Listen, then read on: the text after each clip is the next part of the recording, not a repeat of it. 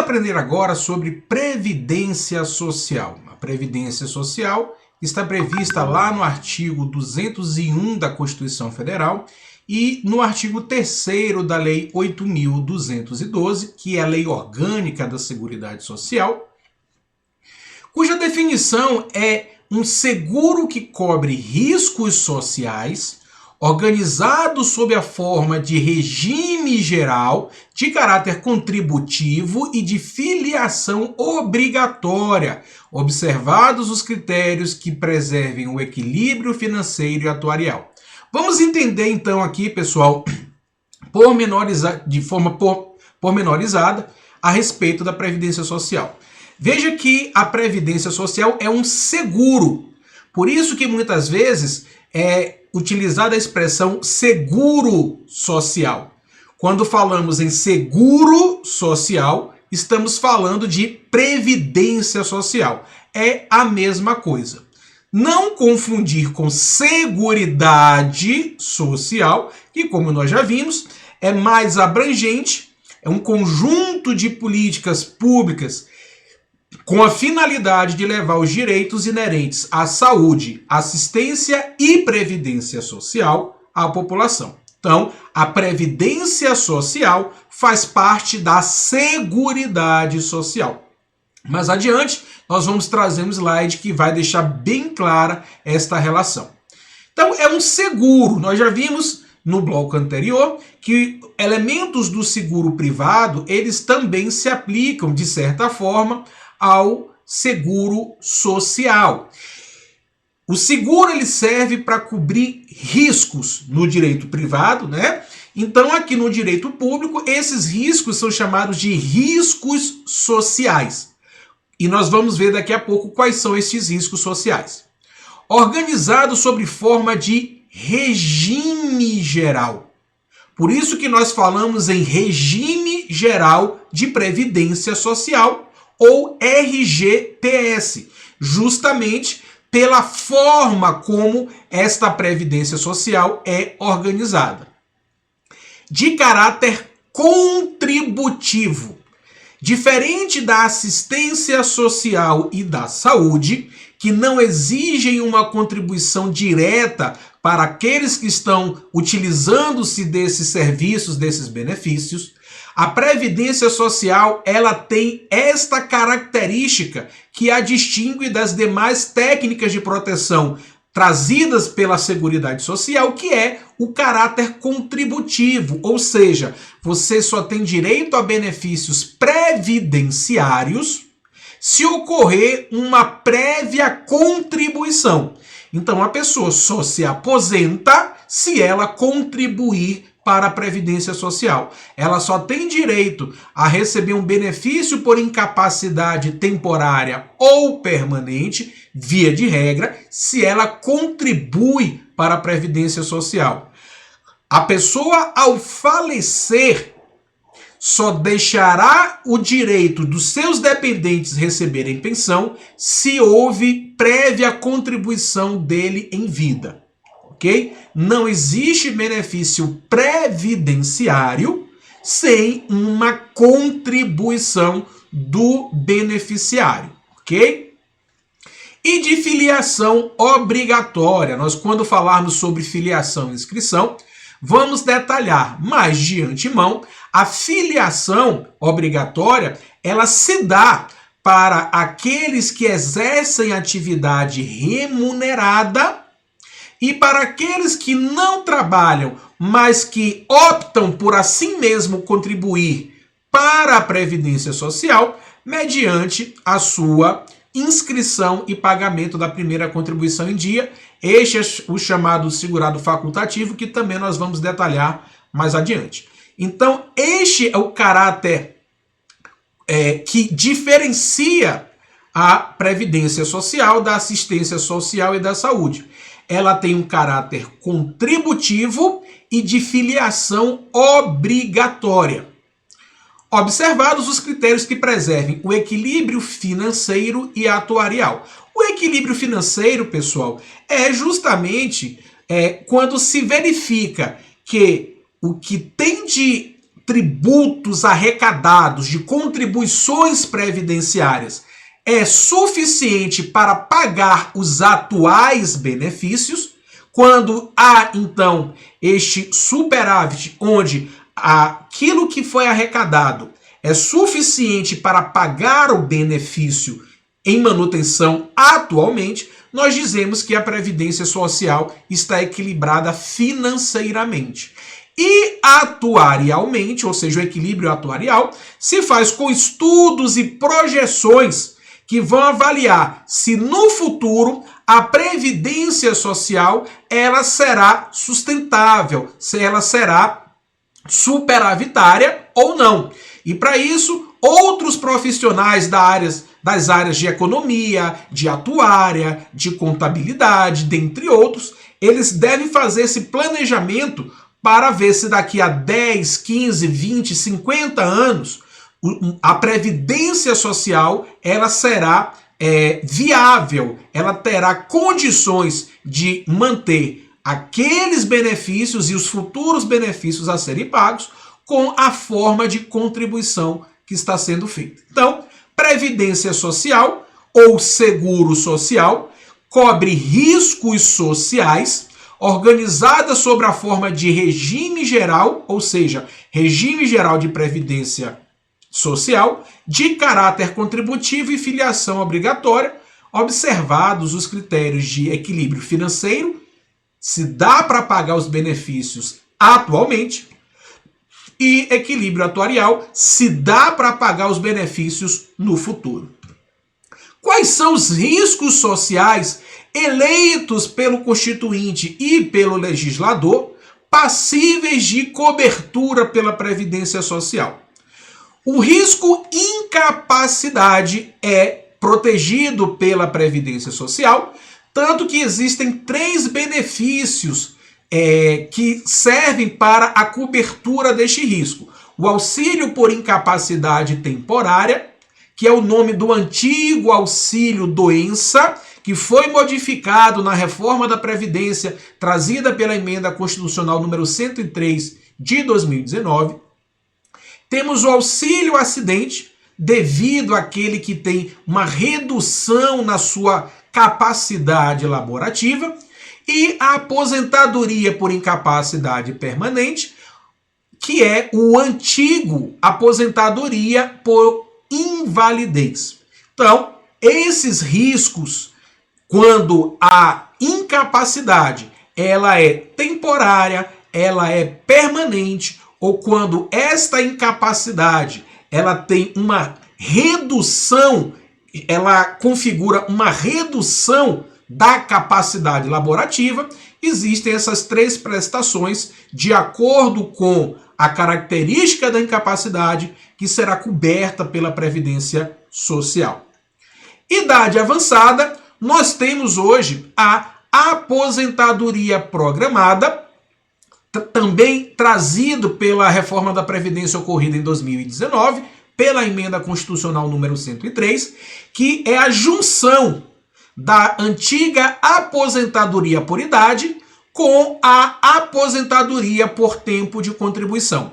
Então, antes da reforma da Previdência, era possível se aposentar apenas com um determinado tempo de contribuição, independente da idade, e também era possível se aposentar atingindo uma determinada idade, com um número mínimo de contribuições, e hoje, com a junção desses 2 benefícios, chamado de aposentadoria programada, você tem que ter um determinado tempo de contribuição e, além disso, uma idade mínima. Quando falarmos especificamente de cada um dos benefícios, vocês vão ver os critérios e requisitos legais para a concessão desses benefícios. Então, idade avançada, risco eleito também pelo Constituinte e pelo legislador para ser coberto por meio de aposentadoria. O desemprego involuntário também é um risco coberto pela Previdência Social por meio de 2 institutos. O primeiro é o período de graça, que é um período em que pese o caráter contributivo da Previdência, ela deixa que durante um período que pode variar de 12 a 36 meses, mesmo que a pessoa não contribua, em ocorrendo qualquer um dos riscos sociais, ela ainda assim está protegida. Por isso que o nome é período de graça, ou seja, onde não há contribuição, mas ocorrendo um risco social dentro deste período, a pessoa continua protegida. E o outro é o seguro-desemprego, né, que é devido àquele empregado que é demitido sem justa causa, portanto, o desemprego involuntário, e ele tem direito a receber de 3 a 5 parcelas deste seguro-desemprego. E em que pese está em uma legislação específica, não deixa de ter o seu caráter previdenciário, beleza? Encargos de família são os benefícios pagos em forma de salário família.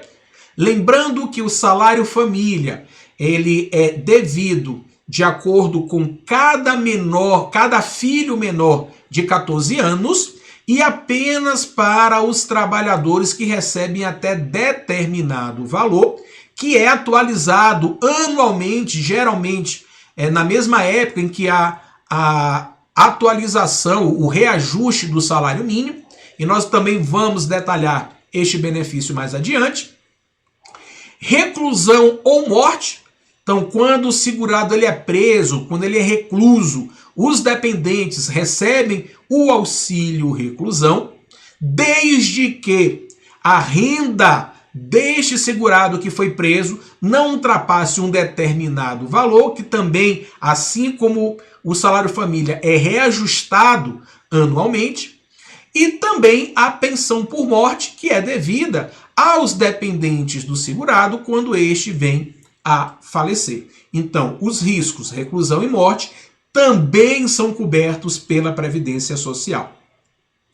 A maternidade também é um risco social, lembrando da definição que nós vimos nos blocos anteriores do professor Miguel Orvar, que o risco social não necessariamente traz algo indesejável, né, como é o caso da maternidade, mas em decorrência da maternidade pode haver um desequilíbrio financeiro, como a compra de fraldas, mamadeira, todo enxoval, né, toda uma alimentação específica, né, para o bebê, que ocorre então uma redução no orçamento. Então isso também foi observado pelo legislador como um risco a ser protegido pela Previdência Social. E para este risco nós temos então o salário maternidade, que é devido à pessoa que adota, inclusive, crianças ou aquelas em decorrência do parto, né? Uma diferença entre seguro e seguridade. Nós vimos nos blocos anteriores que lá em 1942 a 44, William Beveridge fez um relatório trazendo uma nova concepção de proteção social, onde ele questionava que não apenas os trabalhadores, né, não apenas aqueles que contribuíssem para um regime previdenciário, mas todos os seres humanos eles necessitam de proteção social. Enquanto no seguro social, que é sinônimo de previdência social, a ideia é proteger o risco social, riscos esses que nós acabamos de ver, na Seguridade Social, ela protege não apenas um risco, mas a necessidade social. E o que é que engloba a necessidade social?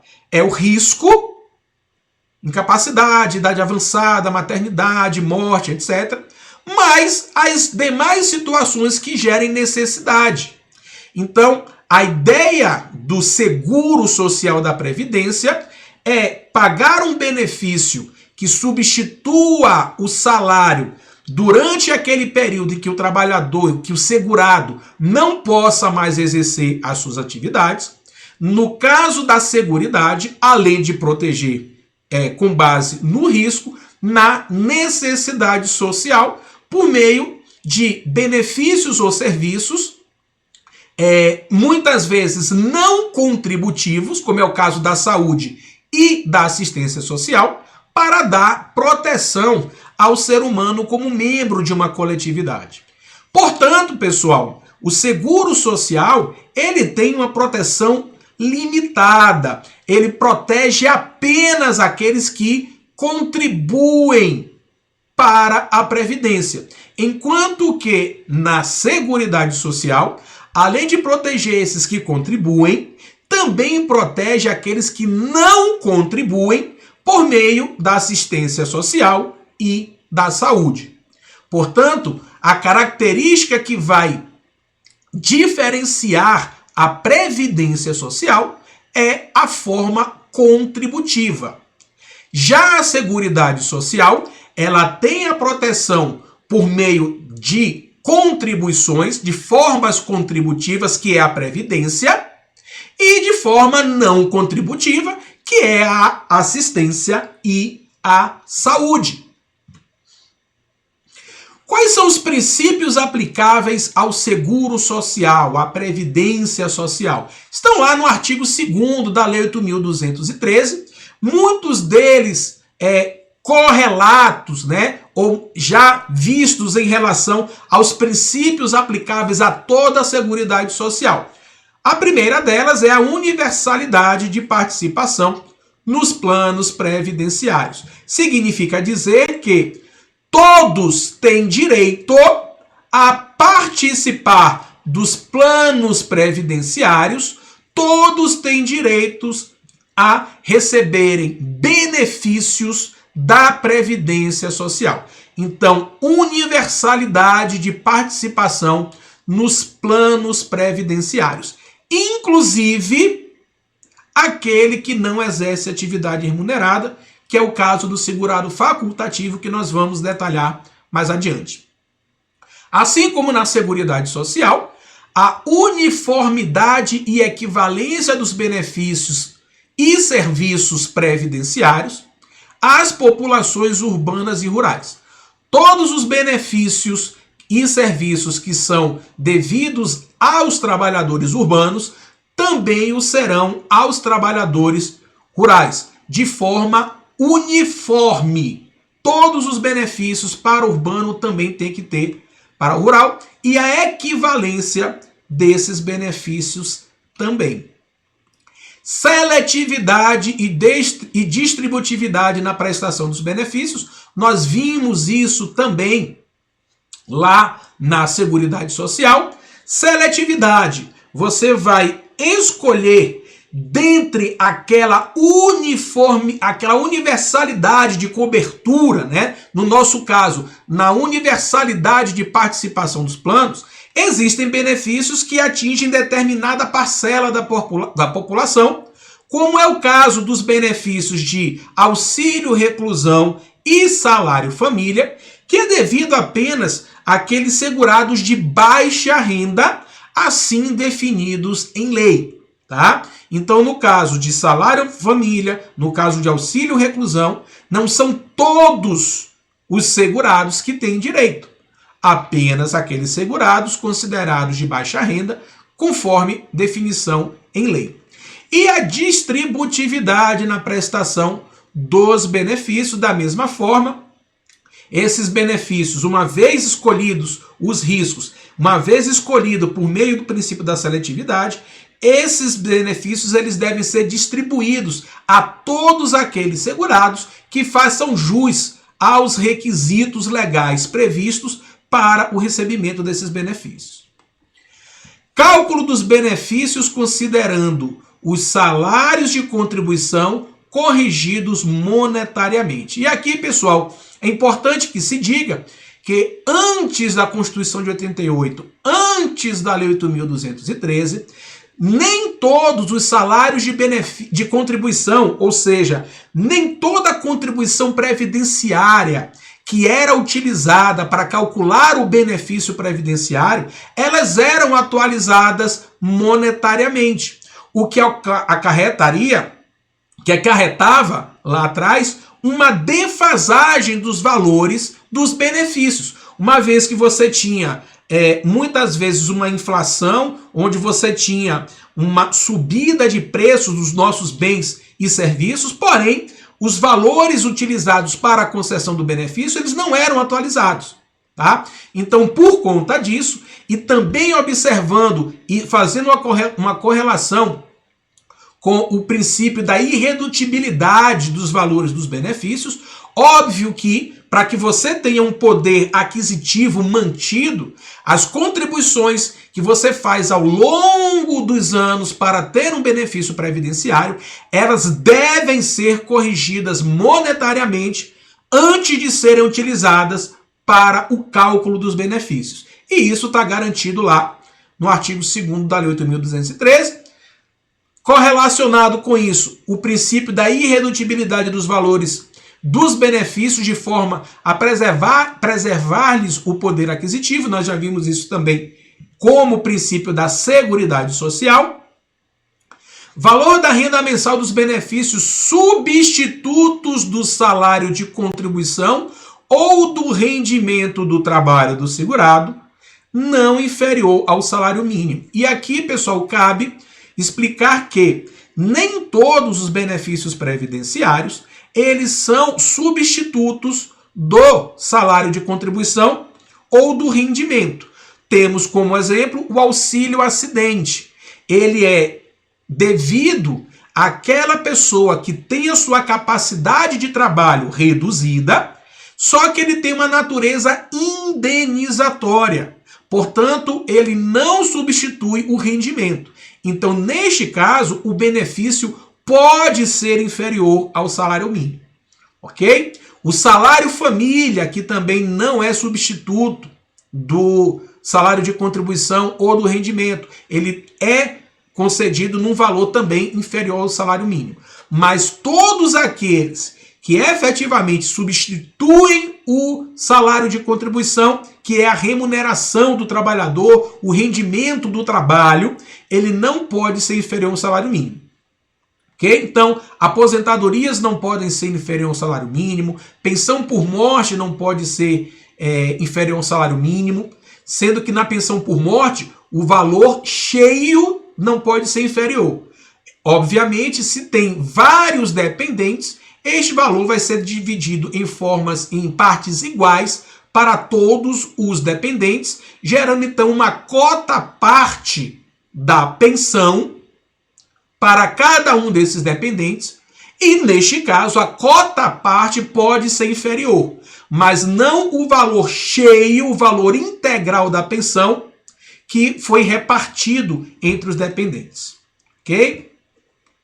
Previdência complementar facultativa, custeada por contribuição adicional. Veja que quando nós falamos de seguro social, quando falamos de previdência social, nós vimos que ela é organizada sob a forma de regime geral.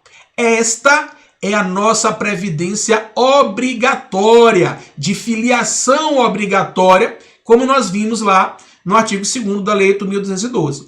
Entretanto, existe uma previdência complementar, mais conhecida como previdência privada, apesar de esse não ser o melhor conceito, e nós já vamos explicar o porquê logo em seguida, onde você, além de fazer a sua contribuição de forma obrigatória ao regime geral, você pode ter uma previdência complementar, onde além do valor do benefício pago pela Previdência, você pode ter um valor pago pela Previdência complementar e, consequentemente, você tem um valor de benefício juntando o benefício da Previdência Social com o benefício da Previdência Complementar maior. A Previdência Complementar, ela não é obrigatória, tá? E ela será custeada por uma contribuição adicional àquela que obrigatoriamente já incide, né, sobre o trabalhador para ele ter o direito a uma previdência social. Caráter democrático e descentralizado da gestão administrativa, com a participação do governo e da comunidade, em especial de trabalhadores em atividade, empregadores e aposentados.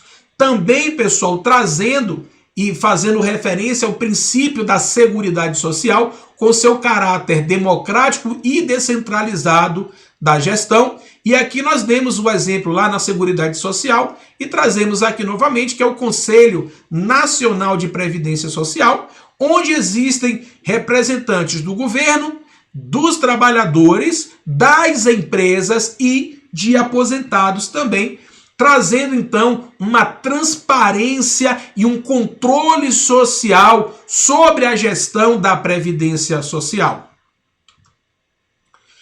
Em relação aos regimes previdenciários, como nós explicamos, nós temos os regimes básicos. Regime Geral de Previdência Social, previsto no artigo 201 da Constituição Federal, e nós temos os regimes próprios de Previdência Social, que abrangem aqueles trabalhadores, servidores públicos de entes federativos que tenham o seu regime próprio de previdência, como o regime próprio da União, o regime próprio dos estados e regimes próprios de alguns municípios. Nestes casos, estes servidores públicos não têm os seus benefícios pagos pelo INSS, mas pelo próprio ente federado, pela União, pelo estado ou pelos municípios que possuem este regime próprio. E nós temos também os regimes complementares, por isso que nós não devemos chamar simplesmente de previdência privada, onde você tem esses regimes complementares.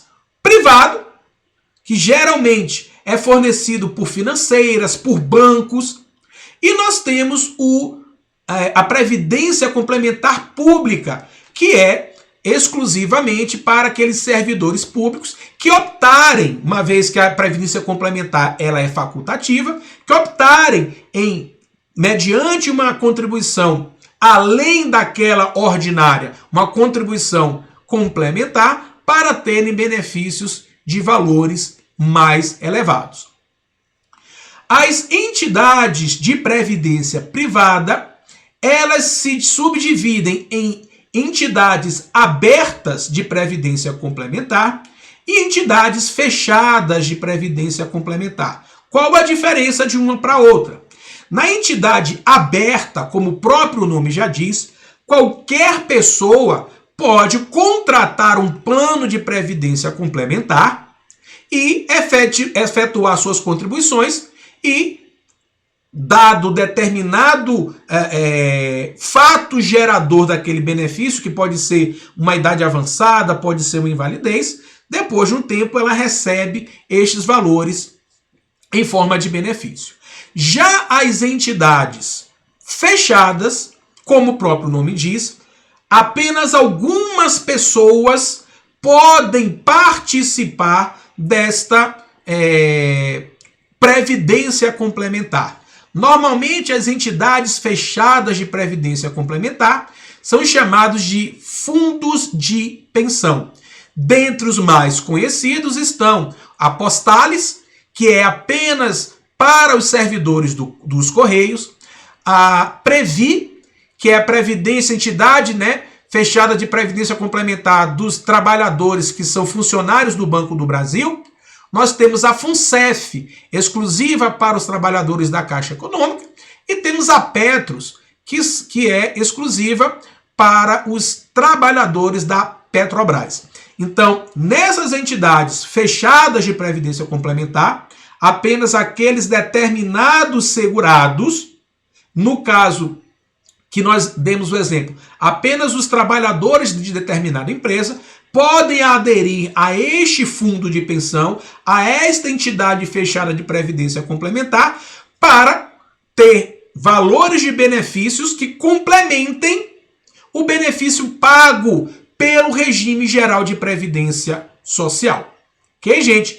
Então, aí está desenhada a forma dos regimes previdenciários no Brasil, básicos, regime geral, que é operacionalizado pelo INSS, regimes próprios dos servidores públicos, da União, dos estados e aqueles que possuem, né, os municípios, e os regimes complementares, público para os servidores públicos de regime próprio e o privado para os segurados do regime geral e de forma aberta, como é feito, por exemplo, as previdências oferecidas pelos bancos e as entidades fechadas de previdência complementar, que é fornecido apenas para determinados trabalhadores, geralmente que são funcionários de determinada empresa. Ok? No próximo bloco, nós vamos, então, continuar falando sobre a previdência social.